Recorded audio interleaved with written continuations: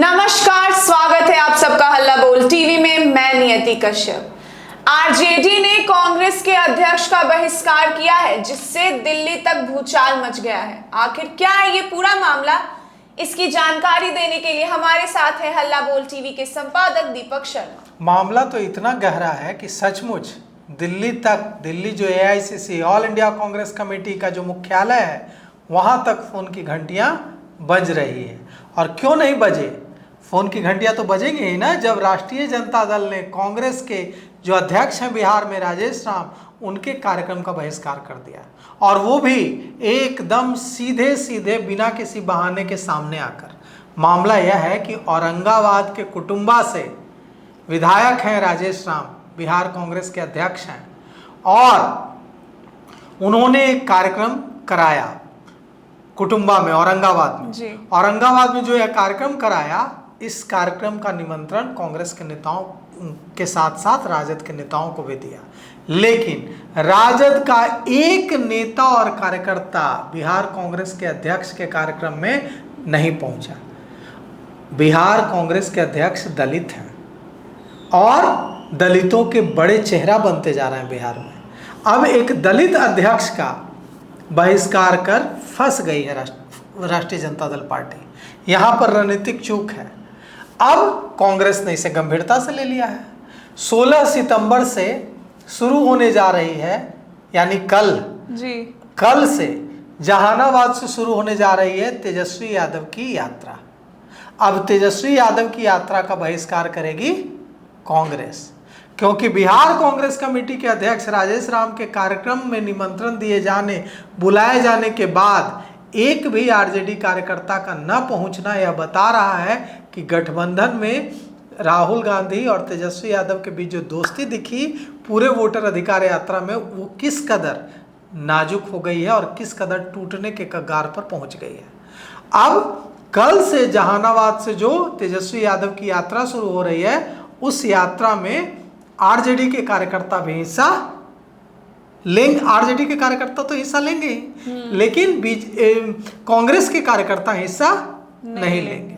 और Bharatiya Janata party BJP इस पर नजर बनाया हुआ है कि लगता है दोनों के बीच की लड़ाई से गठबंधन टूट जाएगा। जनता दल यूनाइटेड के नेता इस पर नजर बनाए हुए हैं कि लगता है कि दोनों की लड़ाई से गठबंधन टूट जाएगा। लेकिन अब जो संकेत दिया है आरजेडी ने, वो संकेत बहुत तीखे हैं। कहा जा रहा है कि जिस तरह से तेजस्वी यादव को मुख्यमंत्री कैंडिडेट घोषित नहीं कर रही है कांग्रेस, इससे लालू प्रसाद यादव बेहद नाराज हैं और उन्होंने अब टफ पोस्चरिंग का संकेत दे दिया है। तो सर, इससे क्या महागठबंधन पे क्या असर पड़ेगा?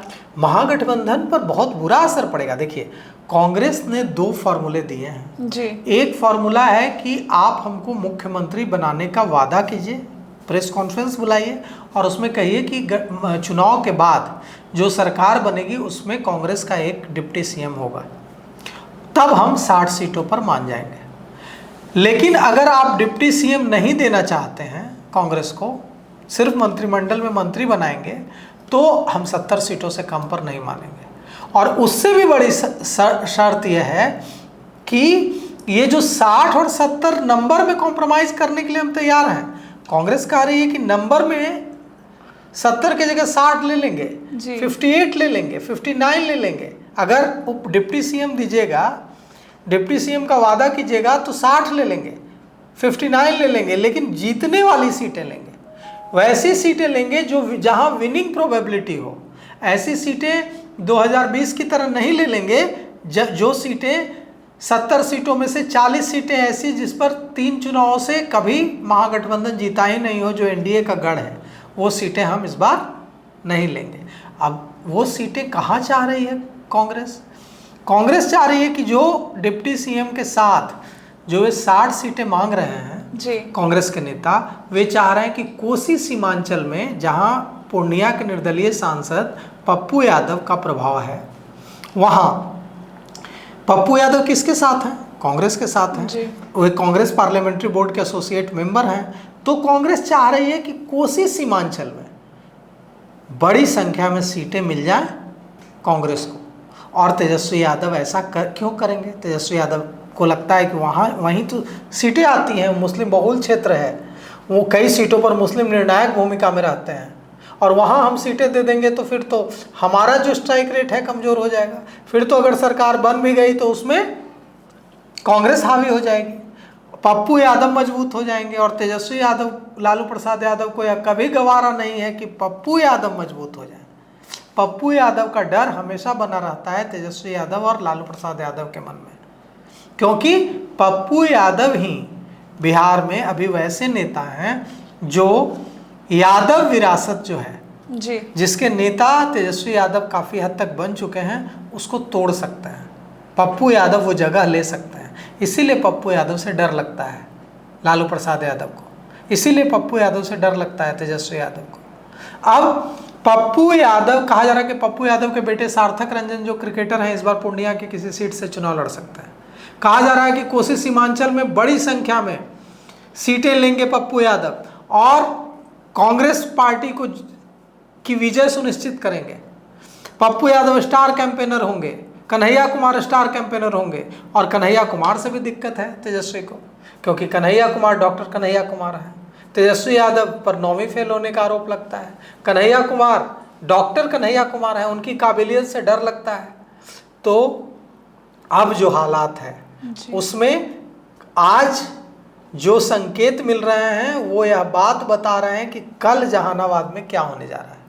कल जहानाबाद में जब तेजस्वी यादव की यात्रा निकलेगी तो इस यात्रा में कांग्रेस गायब रहेगी, कांग्रेस के झंडे बहुत कम दिखेंगे। मतलब एक दूसरे का बहिष्कार का खेल शुरू हो गया है। और अब देखिए, अब तेजस्वी यादव ने क्या कहा। तेजस्वी यादव से जब पूछा गया कि आपकी जो यात्रा है वो राजद की यात्रा है सिर्फ या महागठबंधन की यात्रा है, क्योंकि राहुल गांधी की जो यात्रा थी वो तो सिर्फ कांग्रेस की यात्रा नहीं थी, उसमें आप शामिल हुए, तेजस्वी यादव, दीपांकर भट्टाचार्य, मुकेश सहनी, सीपीआई सीपीएम के नेता, तमाम नेता शामिल हुए। तो ये जो आपकी यात्रा है ये सिर्फ आरजेडी की यात्रा है कि महागठबंधन की यात्रा है? तो तेजस्वी यादव ने जो बयान दिया वो तो हिलाने वाला था। उन्होंने कहा, आपको याद होगा कि एक फेमस कोट है कि इंदिरा गांधी के बारे में कहा जाता था कि India is Indira, Indira is India, Indira ही भारत है, भारत ही इंदिरा है। वो वाला बयान दे दिया तेजस्वी यादव ने। तेजस्वी यादव ने कह दिया कि मैं ही तो महागठबंधन का अध्यक्ष हूँ ना, तो मैं यात्रा में हूँ, मतलब महागठबंधन है, इसमें क्या सोचना है। अब यहाँ यह बात भी बहुत बड़ी बात है कि वे कह रहे हैं कि तेजस्वी महागठबंधन है और महागठबंधन ही तेजस्वी है। तो यह जो लड़ाई है वो दूर तलक जाएगी, और यह डर सता रहा है कांग्रेस और आरजेडी के रणनीतिकारों को कि कहीं बात बिगड़ न जाए, कहीं दिल्ली वाली हालत हो न जाए, और कहीं अगर कांग्रेस अकेले चुनाव लड़ जाती है नियति, तो ये बात आप एकदम अच्छे से समझ लीजिए कि चुनाव के पहले ही मुख्यमंत्री बनने का सपना टूट जाएगा तेजस्वी यादव का। कांग्रेस के पास खोने के लिए कुछ नहीं है, तेजस्वी के पास खोने के लिए सब कुछ है। कांग्रेस यहाँ दुल्हा नहीं है, यहाँ तेजस्वी यादव दुल्हा है। कांग्रेस 70 सीटों पर लड़कर 19 सीटें जीती थी, 2 विधायक भाग गए थे, 17 सीटें बची हैं। 17 सीटों में से 7 सीटें जीतेंगे, 12 जीतेंगे, 15 जीतेंगे, या 17 जीतेंगे, या 20 जीत जाएंगे, क्या हो जाएगा उससे। लेकिन मुख्यमंत्री तो तेजस्वी को बनना है, दूल्हा तो तेजस्वी हैं। तो अगर बाराती भाग गए, अगर कांग्रेस भाग गई, अकेले लड़ गई, तो बिना बारात के दूल्हा जाता है, शादी कैंसिल हो जाएगी। तो तेजस्वी यादव को जिद छोड़ देनी चाहिए। वे जिद पर अड़ गए हैं कि पिछली बार देखिए, पिछली बार 144 सीटों पर राष्ट्रीय जनता दल चुनाव लड़ा था, और इस बार तेजस्वी यादव कह रहे हैं कि 144 सीटों में से हम 135 सीटों पर चुनाव लड़ेंगे, कम से कम 135 से नीचे नहीं जाएंगे।